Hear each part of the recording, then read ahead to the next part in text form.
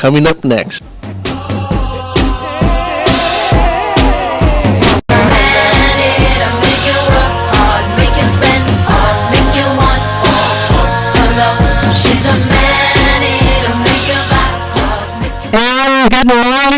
Good morning, just kidding, you guys.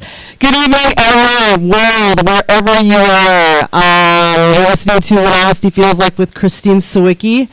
And crazy week, you guys. My gosh, Ariel Castro, or whatever that weirdo's name is, he got himself in a lot of trouble. How in the world do you go up, get put on the stand, and then you're getting life plus 1,000 years? 1,000 years plus life? I'm pretty sure you've made everybody mad in the entire world. Plus, forget about God. I mean, I don't know if God's going to forgive that guy. That's a pretty steep sentence to get. So, pray for, man, people like that. There's some weirdos out there, you guys. Pretty stressful week.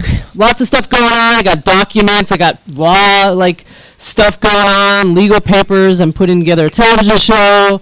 2 movies. Documenting to death. Really excited because James Walker, my in-studio guest, not in-studio, he's Skyping in, guest, who's going to talk all about that tonight. He taught me all about it. You've got to have paperwork. You've got to have a paper trail in the entertainment business. I myself spend hours and hours and hours putting together stuff to protect myself and to protect those that I'm working with, because it's a dog-eat-dog world out there in entertainment, as most of you know. I learned everything the hard way. Came from Minnesota, got smoked about 100 times, then finally got mad enough, and now I have 4 documents per sentence.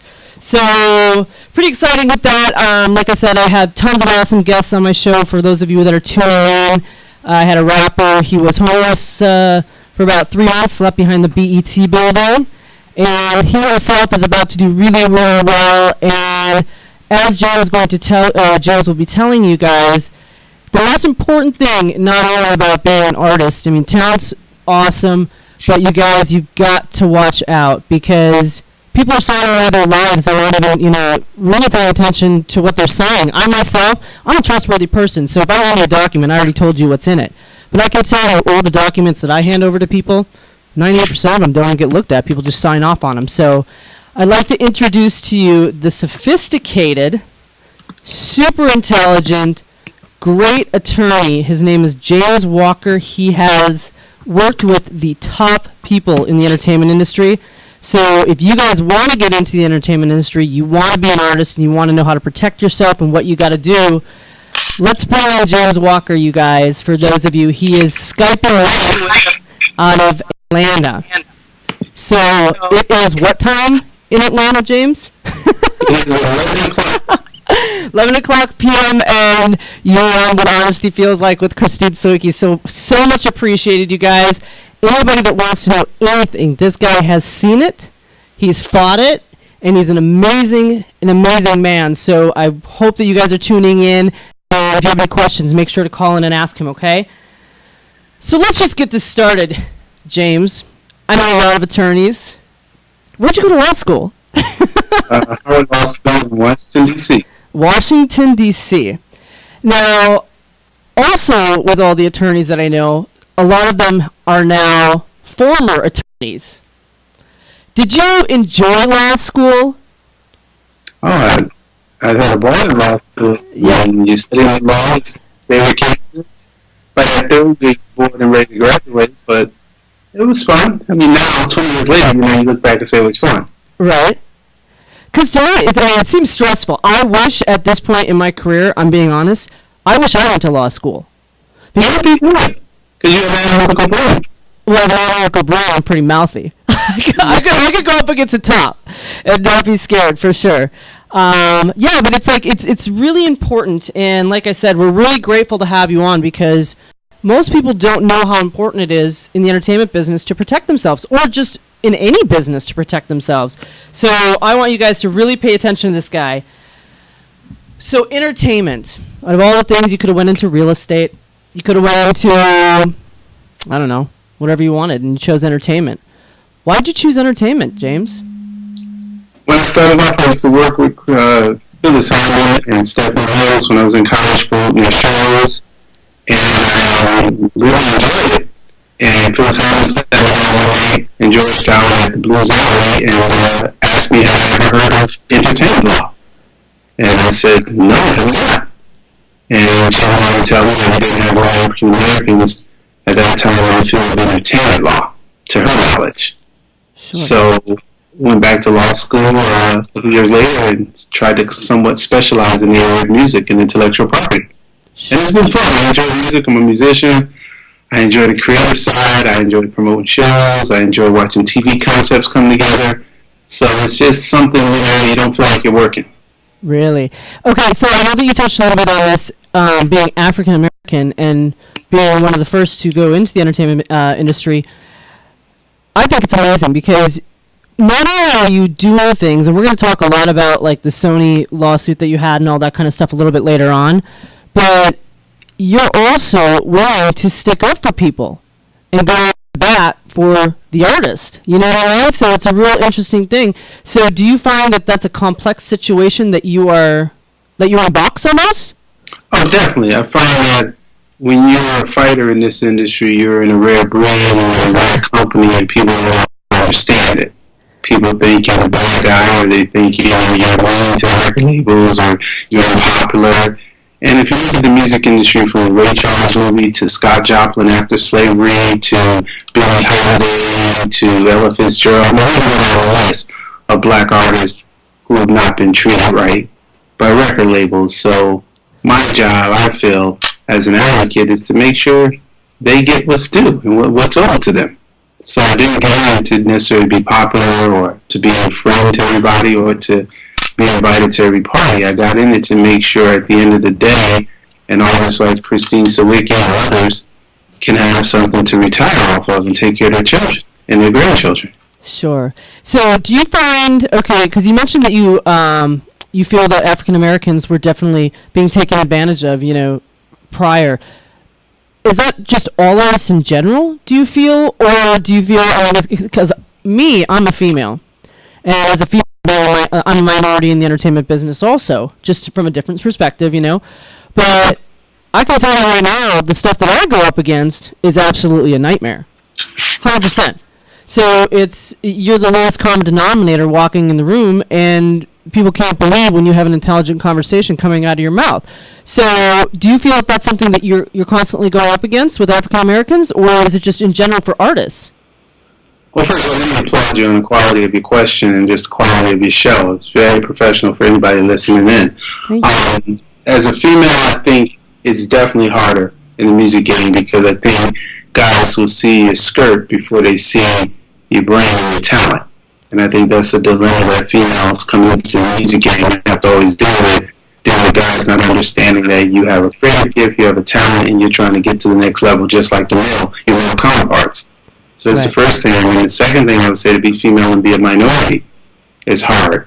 When you ask this question about whether or not artists, black or white, are being ripped off uniformly, what you're really going to is the economical stratification of the artist. And what I mean by that is the typical black artist, particularly a rap artist, may come from the old neighborhood. It may not have the academic or the economical or the training or the background coming from the same neighborhood as Jay-Z. Sure.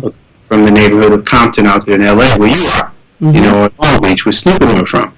Sure. So that artist, whether male or female, gets into an industry that is truly a business, and he or she can't keep up with it because they don't have the background. They don't come from the parental infrastructure to be able to gauge how do I protect myself, how do I prepare for my future. So when you look at it in that microscopic view, you got to think that minorities probably get the hardest hit. Well, I would definitely say that because I as much as I fought my parents growing up about this is what I want to be and I want to be a model and I want whatever I wanted to be and all my great ideas growing up, right? The one thing I said, Christian, you were going to finish school and you were going to go to college. So I said, okay, irritated as I was, but I went and it made sense and I got a job after college, whatever, and then eventually I just did what I was going to do anyway. But I will say that my business degree has protected me more than anything possible. So I can see things from not only an artist standpoint where I want to create things, but then I can have conversations with people saying, I get what you're talking about. Oh, you need a return on your investment. Or you need me to minimize risk. Or you need me to present a business plan that actually makes money for you. So I get it. And I think that, you're dead on with that. It's really difficult. And I always used to say, I wish people were required to have a business degree if you want to be an artist. I used to think that, truly. Because they need not only the background in that, but also, to be an artist, they have to know what to look out for. And they just don't. It would be phenomenal if we required them not to just necessarily get a business degree, but if they just got a business course or certificate, that would change the game so much, because at least then you would know what you're signing, you know the business implications of what you're signing, and you would have some clue as to where you're going to be in business based on what you're signing 5 years, 10 years, 15, 20 years from now. Christine, realize you could sign a contract today with a record label, and if you don't do an album for every 2 or 3 years, if you sign a 5-album deal, that's 10, 15 years of your life. Right. And if you have the degree and the training and the know-how, you just lock yourself into a 15-year contract. But now you don't realize it. California has statutes that says a contract longer than 7 years. You have to have some money promised, and there's some stipulations. But I've seen artists sign an album and they're sitting there 10 years, 12 years later, still not buying a because it has the business background or the acumen. Mm-hmm. Well, I would say, I put together movies and concepts and stuff like that. I had somebody that came to me and said, "Oh, Christina," after I'd done all the business plan and all the work for it, and I formalized and minimized risk for the investor. And he actually came and was, "Hey, I want to bring it to Lionsgate, but I want to be the producer. I want to negotiate your deal for you. I want to present it in my..." I was like, is this guy on drugs? He's got to be on drugs. I am not signing over something that I put so much work into. Do you know what I mean? To give it to you. And you're going to decide my future? You're crazy. Correct? I know exactly what you mean. They come in the 9th hour, you've done all this creative work, this rolled your sleeves up, and blood, sweat, and tears, and someone comes in the 9th hour and says, "Hey, let me take over." Right. Wear different hats. Right. Sometimes, unfortunately, Christine, they will get the average person who's so anxious to be in the industry. I know, and that's we're going to talk about that too, because we're actually a caller, but we're going to go to commercial, James, real quick. So for those of you that are listening, this is James Walker on What Honesty Feels Like. We'll return after the commercial.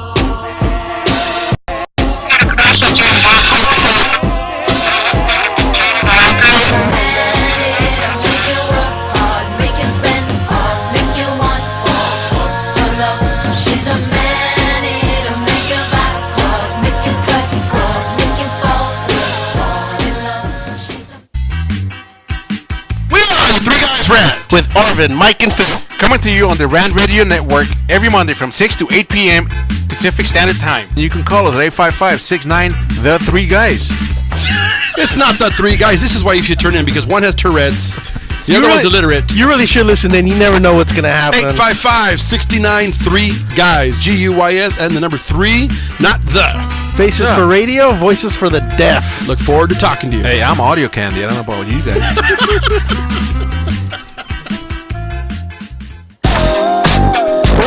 Freaks at Chef Beverly over the Culinary Trail Show.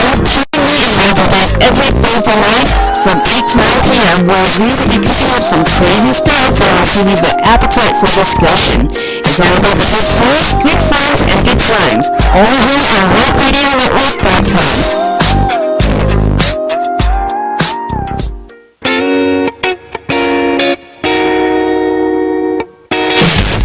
Radio show is now airing on the Rant Radio Network. You've heard the 3 guys Rant refer to us as the Clam Chowder Power Hour. Now we get to bring our New England humor over to Los Angeles. We'll be airing Friday at 2 p.m. Pacific, 5 Eastern, and we'll cover everything from local to national politics and news. Guess what? We're uncensored too. I'm Dave. Join me and Nick Friday on the Rant Radio Network.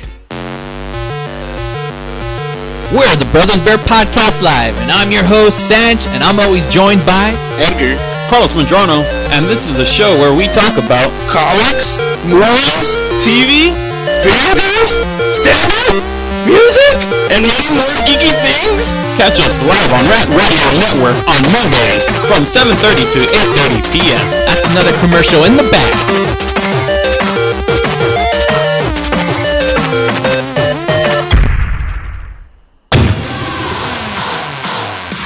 I'm Aaron Michael Sanchez. And I'm Kelly B. Dolan. And we are excited to announce our show Live with Aaron Kelly is on Rant Radio Network. What do we talk about on our show, Kelly? We talk about everything from entertainment to business and tech, and we have a few laughs in between. That's right. Go check us out on rantradionetwork.com. That's rantradionetwork.com. Check it out.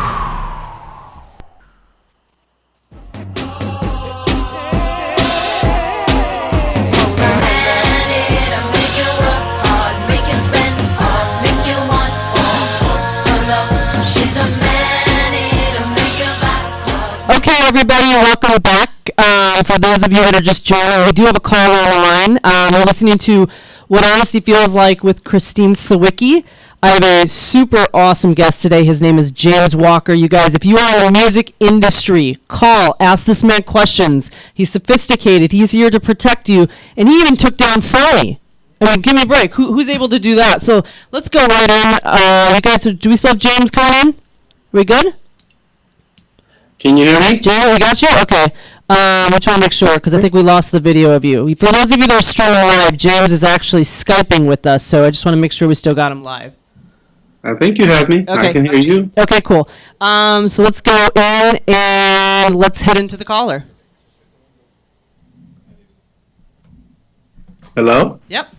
Hey, I'm really Okay, I understand a lot what you're saying about artists having, control over their career, and I think it's gotten a lot better in the music industry over the, recent years, because there's so much more that artists are able to do for themselves at this point. There's a lot more education out there. It's easier to be able to get your music out there on YouTube and get things published, so there's a lot of fun with that. I mean, there's also the element of the whole business aspect of it and be able to manage that. And, a lot of people, it's difficult for a lot of people to manage that. But Okay, how's about caller? Caller, where are you calling from? I'm from Charlotte, North Carolina. North Carolina. Okay, so you're talking about, we've got James Walker on the line, as you know. Sounds like you've got a little bit of a background. What was your name? My name's Rick. I worked in the music industry for about 25 years. I also spent some time teaching at a small 2-year music college where I taught marketing classes and business classes and stuff. And I think the environment is getting better, but there's so many other facets of the career that you can't expect to have to do everything yourself now. So actually, I mean, that's advice. you're saying you can't expect what I'm telling you right now. 100% full, I disagree with that. I expect myself to do everything myself at this point, because then I'm in control of my own future. I'm an artist myself. I am also a businesswoman, and I can tell you, I'm not going to have an agent deciding for me whether a project's good for me or not. It's my career. So I would, if it's me, and James, you can chime into this too, but if it's my career, why is somebody else going to tell me what project I'm going to do and what I'm not? Because last I checked, it's my career. James, your opinion on that? I'm 100% with you. I think he makes one correct point, that the industry's changed in terms of technology. Sure. You do have the advanced technology, but I totally wholeheartedly agree with you that you're going to obviously want to hold on. You're going to obviously feel like, hey, why am I going to feel like I should give everything up because there's some advanced technology? If I understood his question correctly. Or more, I should say. Yeah, I understand what you're saying, but I guess my point is more that you have to be informed about everything, like 360 throughout your career. You don't. It's difficult for a person to do everything when they're very busy. So you got to hire the right people to work for you, and you have to understand, at least have a good understanding of all of those facets of the business. You might not be the hands-on expert every day and dealing with those things. I mean, designing your own cover artwork for your records and doing all of your marketing promotion. You don't want to outsource all of that, but you need to be like the CEO of your own company. So I agree with you on that point, because you put the right people under you, you hire the right structure to perform all of those essential business functions. Perfect. Yeah. So I mean, he's correct. He's correct in some ways. Okay. Was there anything else that you wanted to ask him? No, I just kind of, I think there's a lot of opportunities out there for artists, and I think it's really good for, emerging talent to go to, different schools and get some education, and at least, they might not need to be, doing everything for themselves, but at least to be educated, at least, financially, and understand, what that means, and to have a strategy to get that in place. But they're the CEO, they're not the hands-on everyday person that has to do everything. Sure. Okay, well, Work in the music industry, sir? one more time, James. Does he work in the music industry? Rick? I did for 25 years. Mostly retail, but I'm also a musician, and I've been around the industry for a long time, and I've taught at some schools and things. So Yeah, because you have a music industry, I should say, savoir-faire or smoothness about you. Don't worry about it. Everybody's gonna make money. Isn't that so true? James, that's true. Oh my gosh. Okay, well, thank you for calling in, Carl. I appreciate it. have a great night. Thanks. Enjoy the show. Thank you. That's hilarious, James, that you picked up on that. What's the word I'm trying to find? He's got a little bit of, it's like, you know what, don't worry about it. Everything's going to be just fine. We just took $50 million from you, and you're still going to be famous. And you're going to be broke at the end of the year. Don't worry about it. Just sign your name right here. Love you. Welcome to the Sony family.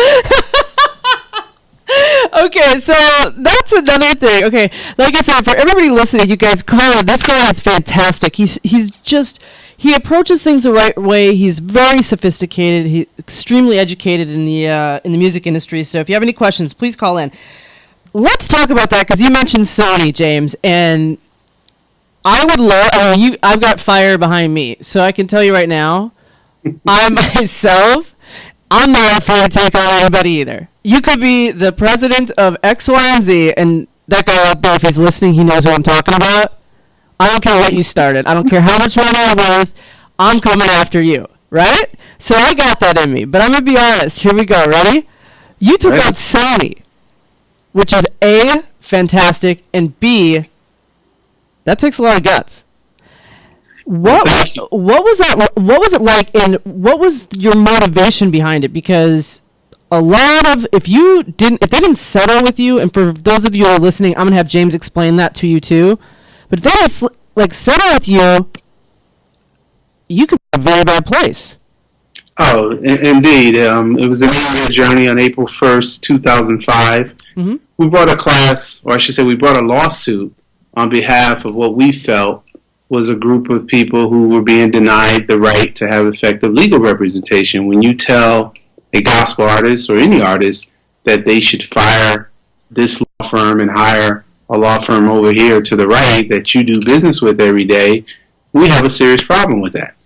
So there were all kind of rumors and defamation, and oh, he's banned from our building, we don't deal with him. Oh, he doesn't want to negotiate, or he's asking for numbers that are crazy. We're never going to give you those kind of numbers. It was a whole bunch of things like that spread in the air for a number of years, and it came down to these plaques sitting right behind me over my shoulder. It came down to about 98 or 2001, 2002. We did these platinum records together that are sitting behind me, and they didn't want to give us a plaque. Can you pull one off the wall? I want to see the platinum. Move the screen. You guys, he's Skyping, and now we'll go through Walker's house. This is awesome. Well, okay, so there you go. I mean, there you're talking. You're talking about. It was a situation where they just.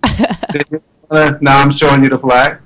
There's the plaques, and okay, so how big were the artists that you're talking about? Can you name them or?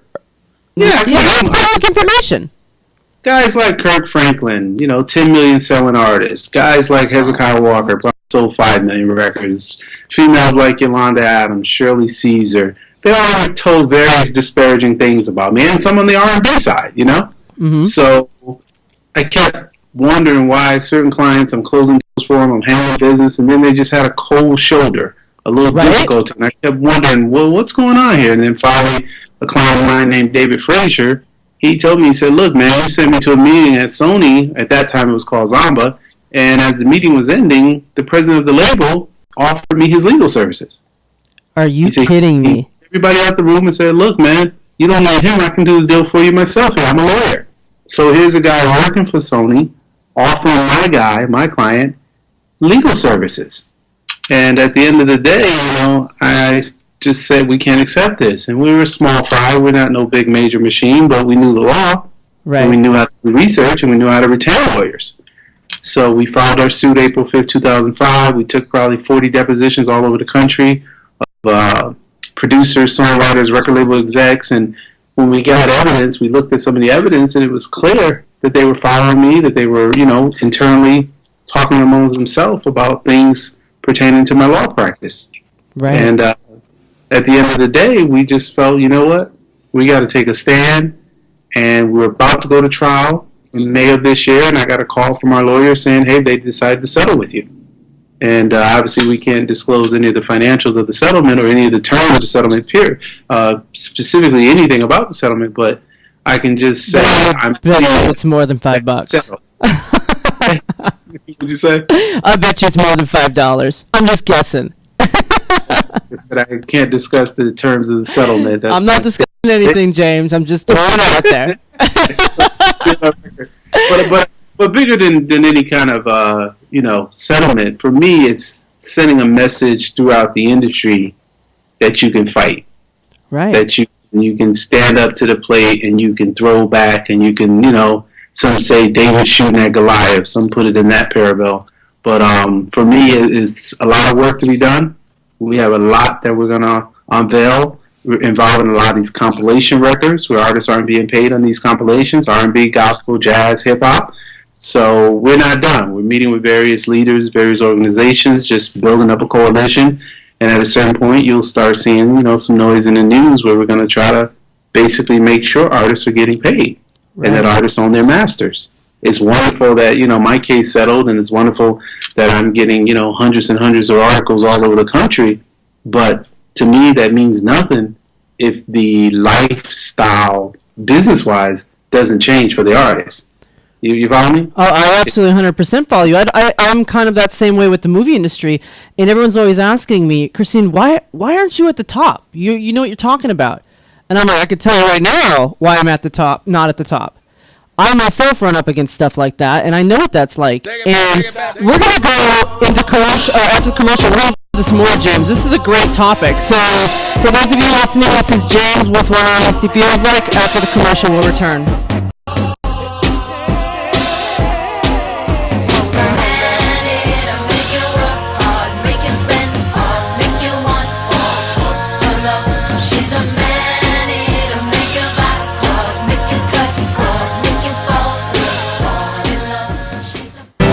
Experts know that for pastry, Baker's Bodega has it all. Exclusive brands like West Coast Bankmark, Satin Ice, and Pastry Pride. One-on-one day seminars for cake decorating and gelatin art.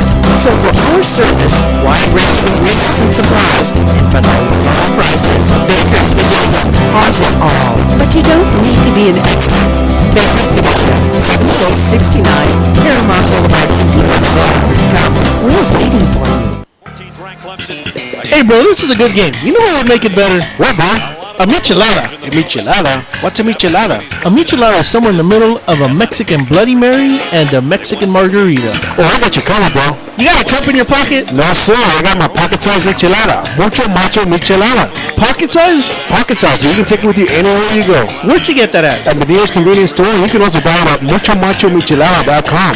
You know what would make it better? After we get drunk, if they had a line, we can call. We can call this drunk line. You can leave a message and then log on to your site and listen to your stupidity afterwards. What's that number? It's 855-MICHE-69. What's that number again? 855-MICHE-69. Awesome. Mucho macho michelada.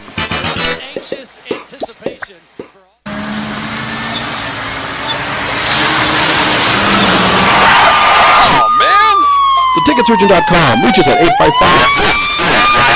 Did you get caught speeding, texting, or driving, or doing anything else? Don't lose out on the money? Don't get any more points? What about your insurance? Let us fight for you. Ticketsurgeon.com at 855-WIN-4-199. Welcome to the Master Marketing Group, your one-stop shop for all your marketing needs. Anything you need to make that marketing and advertising campaign stand out. We're your people. Concepts, design, production, social media, anything that you can dream up, we're going to make happen for you, and we can do it in a very quick turnaround. Please give us a call at 888-49-MONSTER.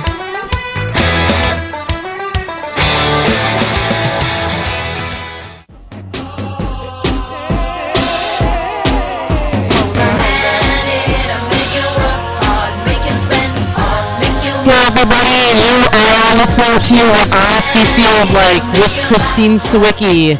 For those of you that are just tuning in, I have the wonderful and intelligent James Walker Skyping in with us. We're really blessed to have him here today, you guys. We were talking right before the call show a little bit about his lawsuit he had up against Sony and how he's protecting the artists, you know, and he went to bat for the artists, which is truly... For anybody that's not in the industry, and for those of you that are listening, like I said, I'm in the movie industry, and I have went up against some of the same stuff, where I've myself I've created a show, and then the guy tried to steal it from me and sell it behind my back to investors and stuff like that, where they even go and they put the IMDb credits as if they're the sole creators. I mean, it's a monster that you have no idea. And I could let things slide, and I could let people take advantage of me. That's not what I'm going to do, though. So I'm kind of like James in that way. So, James, do you think, because even when I was going through, like, you know, a couple of different things, a lot of people have the mentality, well, let them steal it from you, and then once they make it, you can sue them. But I'm like, I'm not letting anybody steal from me, period. Like, what's your thoughts on that? No, can you hear me? Yeah, I can hear you. Yeah, I don't think you ever let anyone steal from you knowingly, you know? Right. People say that all the time, but I don't quite agree with that. I think if you know you have rights to something and someone's trying to infringe upon them, protect your rights. Right. What happens in the music industry, sometimes they will put your music in a store. Right. And not get your permission, and then later we'll say, okay, now we have to sue them because we know they printed your music. And sometimes lawyers will say, okay, you know what, let them get it to the store. When they get it to the store, we're going to make them either pay you, you know, a ton of money, or else pull all the projects out of Walmart, Target, and everywhere else. Right. Which would be very expensive for them. Right. So they're strategically sometimes, but in the situation you're talking about, no. No, like I mean, literally, it was like I saw it unfold in front of my eyes, where they even, like I said, I was the only female, and there was 3 gentlemen. Gentlemen, forget it. That's not even the word to describe them. Dirtballs. But like, and they would actually have a conversation in front of me, as if I wasn't sitting there, saying, "Well, that's not going to stand up in court if we try to take this from her." And I was sitting right there, and it was insane. So the things that people do, and the good part, the thing I know about myself is, I'm a creator, and if you're really the creator, you're going to be able to create again. So you're in the game, but still, just based on principle, you're not stealing from me. I'm not gonna let you walk away with my stuff. So I'm gonna make a rise out of it. So it's really interesting. But back to your lawsuit with Sony. My point is okay, for me, I think pushback just based on who I am in the industry, because people know that A, you can't steal from me, B, it's that kind of same mentality where people make stuff up about you, but really, you're the good guy. You know what I mean? And then if you lose, this is where I wanted to go with you is, okay, you went up against Sony, but what could have happened? Weren't you afraid, like, if you actually lost that lawsuit, would have it been worse for you? Do you think? You know, I never thought about that. Well, you're both just like me, and you just don't care. You're going to town. I just never I know in my heart of hearts that we were so right. That I never thought about losing. I thought it was just the right thing to do. Right. I thought there were little guys that we were speaking up for. Mm-hmm. And I never thought about it until after it was over. Then I realized, wow, had we not been able to settle the case amicably, yeah, if I had gone to a jury trial and got a verdict of you lose, guilty, or, you know, we dismiss your case or something, yeah, then I'd be the laughingstock of the music industry. Right. I think now, love you or hate you, you're kind of that guy in the playground that people have to say, well, you know, he beat Pookie's butt. You know, I'm going to take that in too. It's down the big bully, so whether we hate him or not, or like him or not, you know, you gotta respect them. You gotta respect you. You gotta respect them, and that's all you want at the end of the day is counsel to find clients like yourself. You just want to make sure that when you walk in a room with executives, they respect your work, they respect your brilliance, they respect your mind, and there's a certain cordiality that should exist among all lawyers and executives. And I think now I don't have to bark as hard, you know, or bite as hard. Right. So I can walk in a room and people kind of know, okay, he knows the books, he knows the cases, he knows what he's doing. Let's work with him, you know? Right. And I think up until the lawsuit and a few others that we've won, people don't know we won also a big decision in that Bristol Palin case. We represented the Masseys, Kyle and Chris Massey, in that big settlement back in December. We sued A&E, Lifetime, and a bunch of producers who stole the Bristol Palin reality TV show from our clients.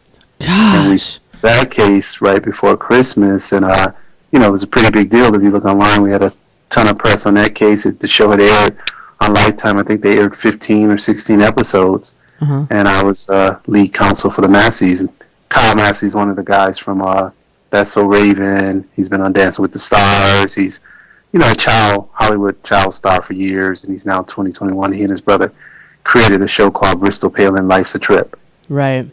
The show was stole. So, you know, we've won a number of big cases in the last couple of years, so now people know, hey, we're walking in a room, we're not here to bust your chops, we're here to try to work this out. You're trying to do business. Legit business. Yeah, we're trying to do business. We're just trying to do business. Just trying to do business. I was actually in the middle. This is how ridiculous. When you're talking about stealing concepts and stuff, I was on a yacht in the middle, like in Santa Barbara. This huge yacht, right? And a gentleman looked me dead in the eye, swear to God, and he goes, Christine, what would you do if I stole your idea? This dude to my face was telling me he was stealing me, like he was intending to steal my idea. With no shame. With no shame. Like as if like, and I'm on the middle of the yacht. I can't jump overboard because I don't like sharks. I'm not getting in the ocean. Are you crazy? And I was like, and this guy has has won an Oscar. So it's like you're sitting there and you're like, is this a joke? But I also, that guy also lost a huge lawsuit later on. But I mean, the point being is, it's like these people have no shame.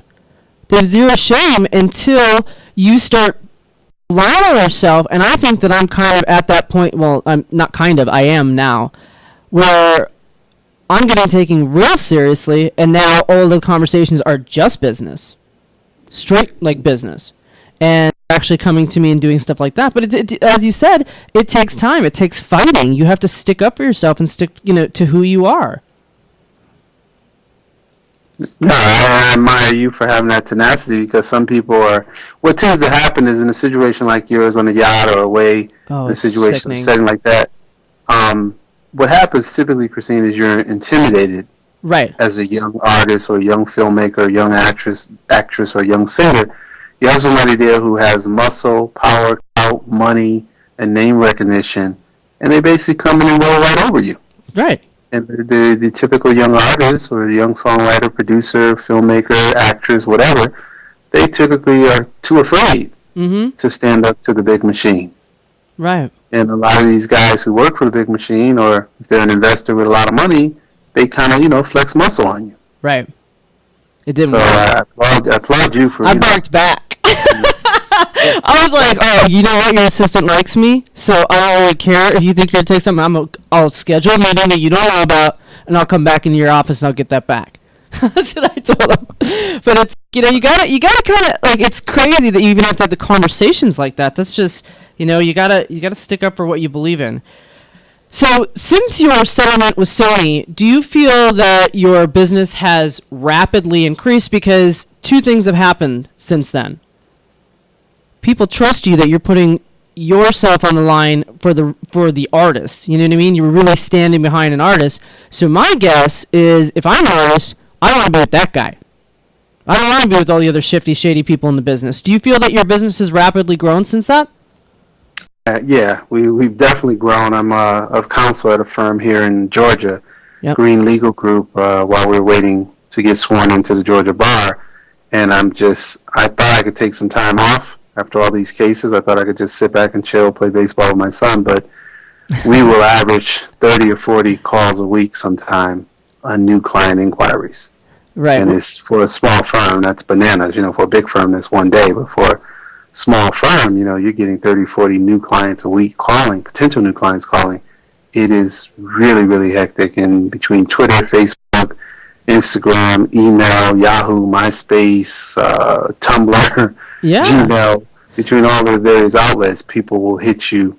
I probably got 1,000 emails the day the settlement was announced. In the Sony case, I probably got 1,000 emails between Facebook, Twitter, my regular account, and everything else.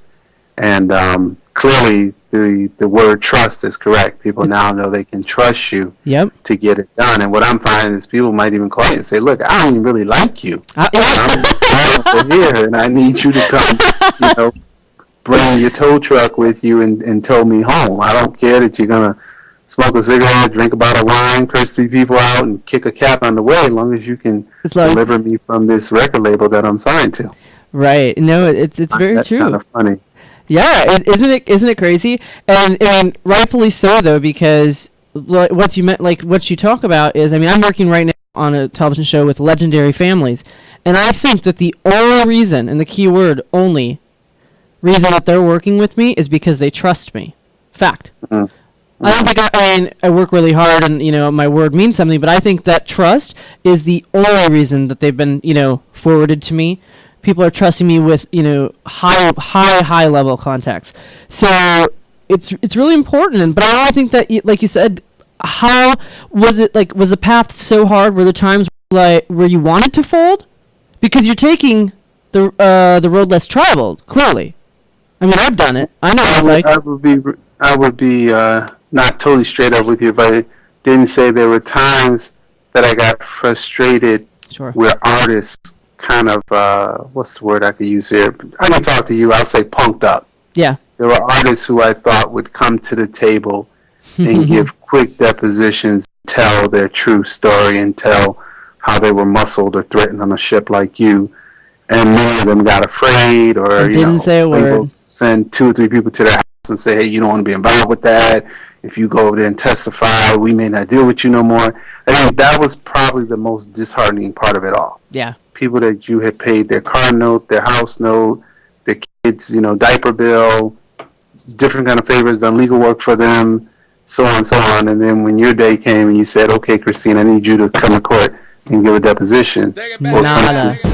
Sounds like a ghost town. Okay, well, we're going to talk more about this in our last segment. And James, you also wrote a book, so this is what it honestly feels like with Christine Sawicky. Stay tuned after the commercial.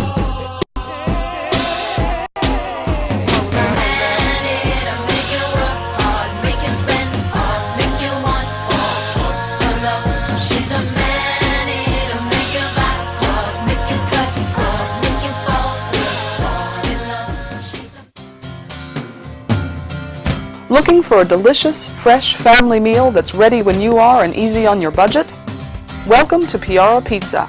We make our pizzas with handmade dough, 100% real cheese, and tomato sauce blended with our own spices. Nothing is ever frozen. We always have large pepperoni and cheese pizzas fresh and waiting for you for only $5. Or choose one of our specialty pizzas. We have veggie, meat lovers, supreme, and Hawaiian. Add an order of our amazing hot wings, cheesy bread, or breadsticks. Our locations are ultra-modern, ultra-clean, and open 7 days a week. Visit any one of our locations today, or check us out on the web at www.piarapizza.com. Piara Pizza. Fresh, hot, and ready for you when you come in. Stop in for your Piara Pizza today.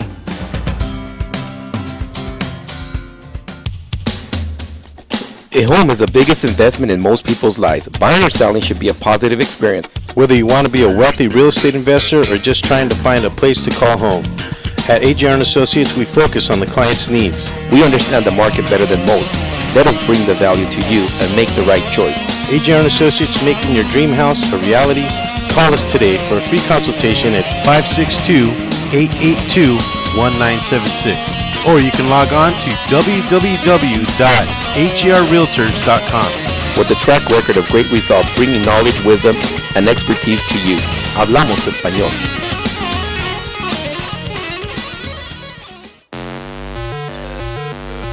We're the Brothers Bear Podcast Live, and I'm your host, Sanch, and I'm always joined by Edgar, Carlos Madrano, and this is a show where we talk about comics, movies, TV, video games, stand-up, music, and many more geeky things. Catch us live on Rant Radio Network on Mondays from 7:30 to 8:30 p.m. That's another commercial in the back.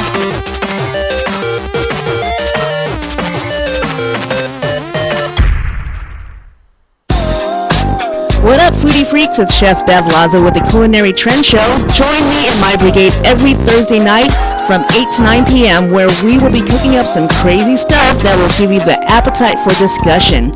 It's all about the good food, good friends, and good times. Only here on RantRadioNetwork.com.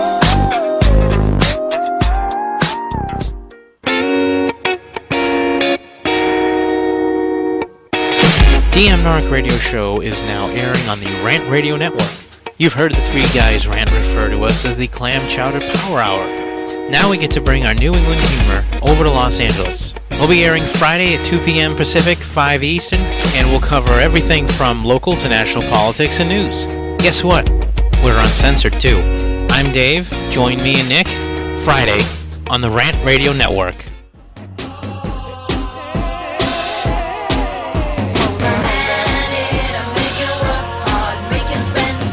Okay, and welcome back, everybody. You are listening to What Honesty Feels Like with Christine Sawicky.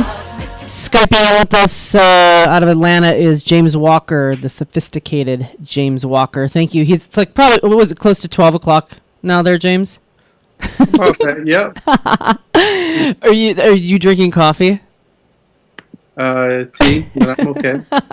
Okay, but for those of you that just joined us now, right before the commercial, we're talking about, pretty terrible stuff that goes on in the industry, and James is really doing a great job sticking up for the artists and trying to change the industry as a whole. I mean, I would perceive it that way, just the landscape or the way the environment runs, which is fantastic. So that's a huge. I know you're a black girl on the inside, Christine, so you know the old song that when you die, you don't want your living to be in vain, the old slave hymn. So that's kind of how you feel about these kind of matters in the music industry. When people look back over the course of your career, you want them to say, you tried to make a difference. Yes. And didn't just try to make money. Right. Well, I definitely agree. I'm gonna change the way men look at women in the entertainment, like on the movie side. I'm for sure gonna be doing that. I got about 7 executives. I'm just kidding. that I'm thinking about. No. But no, just okay. So let's get back to this, James. This is our last segment, so let's get everything in. And I am white. I'm white as they come. You wrote a book. Yep. Title of the book.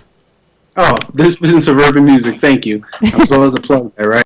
I'm so breaking all the rules. I know, right? This Business of Urban Music. We've been number one, I think, on the gospel side for a period of time now, and the R&B side. If you talk to anybody in the hip-hop and R&B industries, they'll tell you they read This Business of Urban Music. I'm getting ready to write a sequel to the book because of demand. We're sold out everywhere. So, am I plugging it enough? No, you need to plug and plug. So wait, did you ever want to be an author, or did you just do that just in your personality, just like you went after the industry based on what you thought was right in your heart? Is that the reason you wrote this book too, or just you wanted to be like, I am an attorney and I'm also an author? No, I didn't have that kind of My mentor is a guy named Bill Krasowski in New York. He's about 88, 89 years old. And Bill wrote the original book called This Business of Music, which is a bestseller, sold hundreds of thousands of copies over the last 20 years. And he brought me in to write This Business of Urban Music with a touch of black flavor and urban flavor. So I'm very pleased with how the book is done and how it has been received. I had 4 orders for it today from a woman here in Atlanta. And people read it and can't put it down because it's one of the few music books that's conversational, like how you and I are talking right now. Yep. The book is written from a, did you know Babyface and Anita Baker had a legal battle? And here's what they were fighting over. Here's what a producer point is. Here's what a royalty is. Did you know Toni Braxton went bankrupt? Here's how she went bankrupt. Here's why she challenged her label. Here's how she tried to declare her contract invalid in bankruptcy court. There are very few music books that talk to you in that lane. Most of them are either too musical or they're too legal. Right. Very right in the middle where you get the good crossroads of, I'm going to give you the legal nuts and bolts, but I'm going to give you the colorful, creative juice to keep you tuned into the book. Right. Well, and that's because wouldn't you agree we're kind of at a state in the world where just people are just getting tired of getting stuff just fed to them? You know what I mean? The name of my show is What Honesty Feels Like. Literally, the show took off after show 1. Grateful for that. But I go after honesty, and I go after the truth, because I just think that just deep down, people are sick and tired of getting taken advantage of, whether that's politically or whatever that looks like. You know what I mean? Whatever industry you're in. Wouldn't you agree we're at that space? I think you're totally right. People are totally at that space. I think people are tired of just being fed stuff, and I think people want more substance. Right. And I think technology, if it's done anything, it's raised the level. Because it used to be you could tell people something, they couldn't go anywhere to check. Now if I say, right? Christine, a royalty is blah, blah, blah, blah, blah. You can go on Google and type in what is a royalty. And if I'm wrong, you're going to be back and say, well, I hear you, counselor, but I looked it up myself, and here's what it says. And you can find do that. You're told you'll say something, they'll go on Google and look it up and come back to you and say, well, I heard you have to have two to get this document. I actually did that to a movie producer. It was a guy that claimed he was a movie producer. He was literally, I mean, the story was just like, hey, Christine, so this is what I do. And it was straight face, straight as they come. The delivery was actually remarkable. All I did was in the middle of the conversation, I picked up my phone. I did one of these. I pretended like I was checking a text. I hit Google, popped it in, and I'm like, that's strange because nothing adds up. And he was like, mortified. Well, what you're alluding to is like credentials. You can look on Google now and see, do people really have the credentials that they say they have? Right. But okay, so that's true. But what about when untrue credentials are submitted?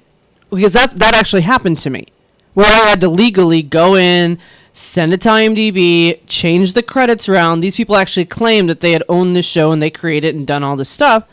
So then again, I got it reversed, but it took about a year. Mm. Do you know what I mean? So it's like, can people also falsify the... No, you're here. I got you. Did James's connection fall through, you guys? Engineers. Okay, he'll Skype back in. But okay, there you go. Yeah, we got you.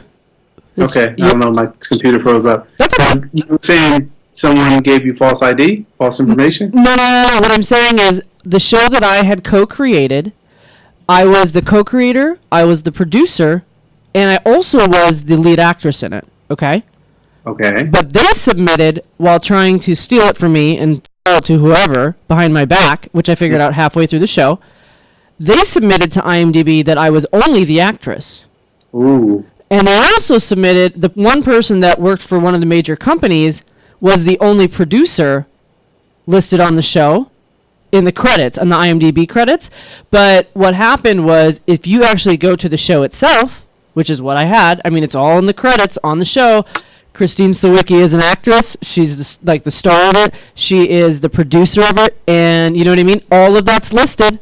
I have all the evidence, but they falsified everything, submitted it, it was accepted, and then they tried to work off of that. It took me at least a year to reverse it. Wow. So, yeah, true story. True as it comes, and those three guys, they ran into me in a subway. It was hilarious after they had done it. I've never seen three guys run away from a girl so fast in my life. They scurried, they trampled over each other, walked out, got reconvened in the parking lot, and then came back in. I kid you not. Two of them puffed out their chests, put on their sunglasses, and I was like laughing hysterically at them. But that's so you can actually falsify. So now we have to be even more careful, because people can actually, if they're good at like they were, they can make themselves look like something they're not. Exactly. The scams know how to do it at the highest level. Right. Which is ridiculous. But either way, I mean, like I said, it's been reversed. But so do you think that social media, let's move into that, because the music business has definitely changed. I used to work in the music business too. Definitely changed over the years. How has social media affected that? And then just real quick on that, and then I want to go into your inspirations and all the other amazing stuff about you, because we got about 4 minutes left. Well, sure. Social media has changed the game, because before social media, we had to rely on the video. Donnie Simpson, Dick Clark, all these different TV shows were the outlet to really get exposure. Now, tonight I could go at midnight and say, we're going to launch Jay-Z's video on Facebook. And you'll have, 2 million people zoom in to see the latest Jay-Z or Beyonce or whoever video. So they've changed the game. And I'm really surprised Facebook hasn't teamed up with a major artist, or Twitter hasn't teamed up with a major artist and say, whoa, pull that out back. Somebody's going to steal your idea. Oh, yeah. Switch video tonight at midnight, and we're going to basically blow Twitter up. It's going to be so much overload, it's going to crash our boards. Right. That's what social media has brought. And even for me with TV, I can go now and post something from my Fox interviews or my CNN interviews on Facebook. And what honesty feels like interviews? What'd you say? Or what honesty feels like with Christine Sawicky interviews? Exactly. CNN, Christine Sawicky, same thing, guys. We're at the same level now. Hey, it's better. It's actually better. But people will watch it. 1,000 people will watch it overnight. Okay. And we did that before social media. Okay. So, advice. Okay, to anybody, two questions I want double question. Who are your inspirations, and what advice do you have to those trying to do the same thing that you are doing currently? Inspirations, of course, Maya Angelou. Of course, you may not know him, but Randall Robinson, Defending the Spirit. He helped in the release of Nelson Mandela with an organization called Trans Africa, and I had a chance to work with him. On the music side, Quincy Jones, of course. Clarence Avant. I don't know if you've heard that name before, but Clarence is kind of the godfather of the music industry. You talk to Jimmy Jam and Terry Lewis, he got their deal going. If you talk to L.A. and Babyface, he helped them in their early stages. So there are a number of people, and of course, from a personal standpoint, my mom, single mom who raised me, my grandfather, who helped mom raise me. And then the advice, what was the second half of your question? Advice? What advice would you have to anybody that's looking to follow in your footsteps? Because not a difficult path, 2 reasons. You did what you believed in, and you went against what most people wouldn't. You stood up for yourself, and you actually did that. What advice would you have for people that are trying to follow in your footsteps? To have tough skin. First of all, if you're going to follow in this trail, have tough skin because you're going to need it. And then 2, build your coalition better than I did earlier on.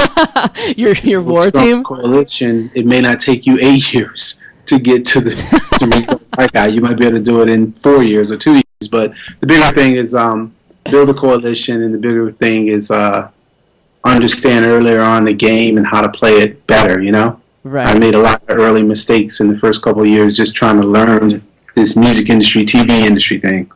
So. Well, I think you did a heck of a job learning it all and definitely helping to change it. You're changing it as you speak. You're now on a show talking about how you plan to change it. And even if you're not talking about it, your actions are doing it. It's going to be a ripple effect. I do believe that that's where we're at in society. Things need to change. I totally believe that. I think if folks like myself can take the next smart moves and the next wise moves, we can make a lot of change. But it's just got to be done smart. You get all these articles and all this press, you have to be very careful that you don't become intoxicated by it, because there's still a lot of work to do, and there's still a lot of coalition building that we have to do. I've met with Jesse Jackson, I've met with the Urban League, I've met with a lot of different groups, and we got to build coalition to go in here and really change the game so that Jay-Z's not the only guy walking around with $100 million. Well, that's there you have it, you guys. Changing the game. That's James Walker. An amazing man, very sophisticated, knows what he's talking about. Thank you so much, James, for joining us with us on Honestly Feels Like with Christine Sawicky. Greatly appreciated. Thank you. Thank you.